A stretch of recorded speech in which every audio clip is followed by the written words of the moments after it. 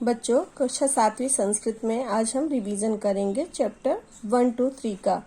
तो इसमें सबसे पहले हम देखेंगे संस्कृत वर्णमाला। संस्कृत वर्णमाला क्या है? वर्ण यानी भाषा की सबसे छोटी इकाई, जिसको हम अक्षर भी कहते हैं।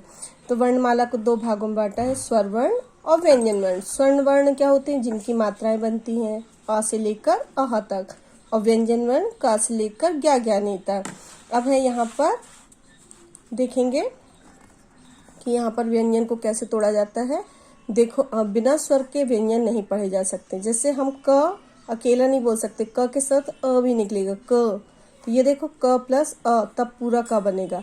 आधा अक्षर बनाने के लिए नीचे हलंत लगाया जाता है। ये बात बहुत ध्यान देना जरूरी है कि केवल स्वर के नीचे ही हलंत लगता है, व्यंजन के नीचे ही हलंत लगता है, स्वर के नीचे हलंत नहीं लगता है। क आधा क प्लस आ, तब पूरा का बनेगा। इससे हलंत देखो अलग हो गया, मतलब ये पूरा का हो गया। ऐसे ही च ट सभी अक्षर बने हैं। अब है अंतस्थ स्वर और ऊष्म स्वर। ऊष्म स्वर में क्या होता है? गर्म हवा बाहर निकलती। बोलकर देखेंगे आप, श श स ह, इसलिए इसको ऊष्म व्यंजन बोलते हैं। फिर है संस्कृत वर्णमाला। संस्कृत वर्णमाला में दो स्वर, जितने भी व्यंजन है स्वर से मिलकर बनते हैं। फिर यहाँ स्वर की मात्राएं कैसे बनती हैं वो दिया गया है।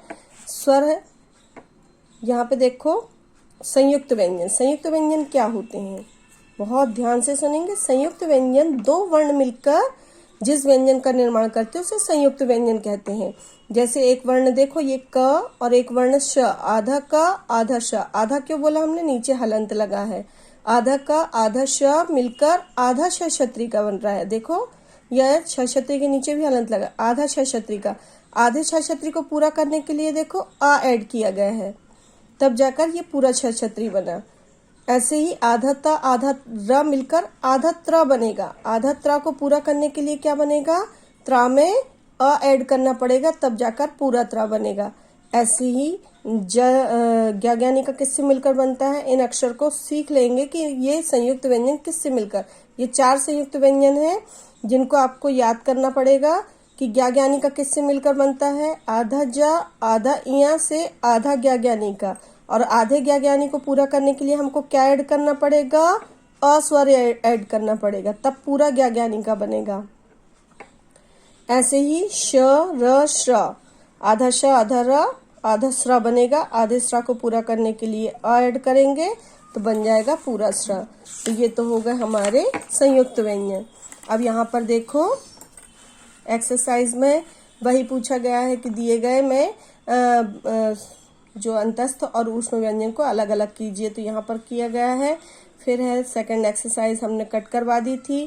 थर्ड नंबर एक्सरसाइज है कि दिए गए वर्णों का संयोज्य कीजिए। संयोज्य यानी होता है जोड़ना, और वर्ण विच्छेद यानी होता है तोड़ना। इन दोनों शब्दों को याद करने बोला था, क्योंकि संयोज्य का मीनिंग बच्चों को नहीं पता और पेपर में आता है कि दिए गए वर्णों को संयोज्य कीजिए। अब संयोज्य उनको नहीं मालूम कि होता क्या है। संयोज्य मतलब जोड़ना। अब यहाँ पे देखो, जोड़ो प आधा प और आधा रा मिलकर क्या बनेगा? आधा प्रा बनेगा। आधे प्रा को पूरा करने के लिए आ ऐड किया जाएगा, तो तब पूरा प्रा बन जाएगा। प्र ड़ में आ, कौन सा आ? बड़ा आ। तो देखो, ड़ में बड़ा आ, और म में अह, म में अह, इसलिए प्रणामः। ध्यान देना, केवल देखो यहाँ पर व्यंजन में नीचे हलंत लगा है, स्वर में नहीं लगा है। स्वर में नहीं लगाएंगे नीचे हलंत। हलंत यानी आधे अक्षर करने के लिए हल का निशान लगाया जाता है। व में छोटी ई आधा द, ब में छोटी ई आधा द, या में आ के स्वर। ये देखो, या में आ लग गया। अब यहाँ से हलंत हट गया और बड़ा आ ऐड हो गया। जब केवल आधे अक्षर बनाए जाते हैं तब बस यहाँ पे हलंत, क्योंकि माँ के बाद कोई स्वर नहीं दिया, इसलिए माँ आधा है। आधा जा आधा इया बड़ा आ। आधा जा आधा इया मिलकर क्या बना? आधा ज्ञानी का। ज्ञानी में पूरा करने के लिए बड़ा आ लगाया, तो ज्ञानम। ऐसे ही पूरे शब्द बने हुए हैं। और सेम इसी प्रकार से आपको वर्ण विच्छेद भी करना है। वर्ण विच्छेद में देखिए, वाम में कौन सी ई लगा है?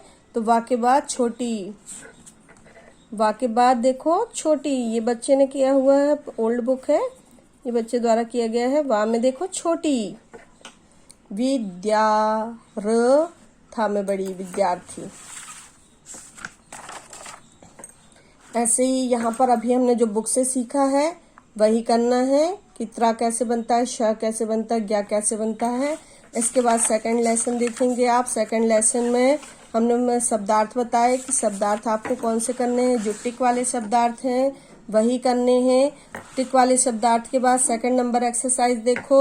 सेकंड नंबर एक्सरसाइज में तीनों वचन लिखने हैं। बालह, बालव, बालाह, ये पुल्लिंग शब्द हैं। क्यों पुल्लिंग पता कैसे चला कि ये पुल्लिंग शब्द हैं? क्योंकि इनमें अह की, एक वचन में जो है अह लगा हुआ है, स्त्रीलिंग में आ की मात्रा लगी होती है। जैसे स्त्रीलिंग बनाएंगे इस शब्द का तो बाला हो जाएगा। बालह, बालव, बाला, बालकह, बालकऊ, बालका। हमने बोला एक लाइन याद कीजिएगा, आपको पूरे वर्ड बन जाएंगे। जैसे हमने बोला बालकह, बालकऊ, बालकाह, उसी के आधार पर शिक्षकः, शिक्षकौ, शिक्षिका, मृगः, मृगौ, मृगाः, घटः, घटौ, घटाः। ये एक शिक्षक, ये दो शिक्षक, ये बहुत सारे शिक्षक, क्योंकि एक वचन, द्विवचन, बहुवचन। ऐसे ही नेक्स्ट एक्सरसाइज देखिए, थर्ड नंबर एक्सरसाइज। यहाँ पे मैचिंग है, मैचिंग बिल्कुल अच्छे से कर लेंगे। वानरः खादति, सिंह गर्जता, गर्जता मतलब गर्जना करना, दहाड़ना। गजाह चलंती, गजाह कितने हैं? गजह, गजौ, गजाह, बहुत सारे गजा हैं, इसलिए ती, तह, अंति। अंति बहुवचन है तो अंति लगेगा। अजह एक वचन है, Azha चरति, मयूराः नृत्यन्ति। Fill in the blanks है, आपको ब्रैकेट दिया है, ब्रैकेट से आपको देखकर करना है। गायक गाने का काम गायक करेगा, तो गायक गायति। अश्वाह धावंती, धावे यानी दौड़ना।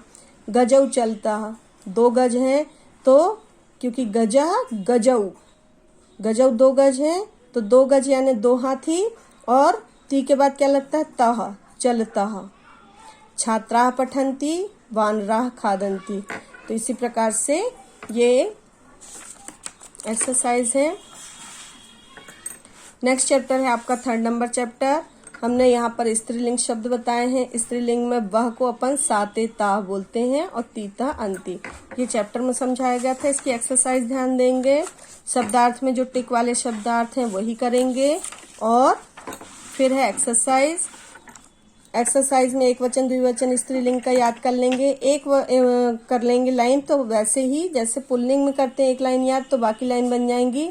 जैसे बालका, बालकौ, बालका किया, इसमें अजा, अजे, अजा, या बालिका, बालिके, बालिका, या लता, लते, लता, या माला, माले, माला। कोई भी एक लाइन याद कर लीजिए और सेम वैसे ही वर्ड पूरे बनते हैं। अब यहाँ पर साते ताह, ये हमने स्टार्टिंग में समझाया। सा यानी वह, ते मतलब वे दोनों, और ताह मतलब वे सब। ये स्त्रियों के लिए इस्तेमाल किए जाते हैं। तो आप एक वचन, शाखा एक वचन है तो सा आएगा। राधा एक वचन, सा आया। अजा एक वचन, सा आया। चटकाह, चटका, चटके, चटकाह मतलब बहुवचन है तो बहुवचन में ताह आ गया। छात्राह बहुवचन है इसलिए ताह आ गया। तो ये एक्सरसाइज इस एक वचन द्विवचन बहुवचन पर आधारित है। यहाँ पर देखेंगे एक्सरसाइज बुक में ही लिखना था, तो इसको कंप्लीट कीजिएगा। फिर भी ये वाली एक्सरसाइज कर लीजिएगा कि छात्रा पठन्ति, छात्रा बहुवचन है तो छात्रा पठन्ति। बालिके पठता, बालिके मतलब द्विवचन है तो बालिके पठता। महिला पश्यति, महिला पश्यति मतलब महिला एक वचन है तो पश्यति आया। मक्षिका उत्पतति, क्योंकि शुद्ध करके लिखना है ये वाक्य को। तो इस प्रकार से हमारा ये रिवीजन पूर्ण हुआ और आप इसको ध्यान से पढ़ लेंगे।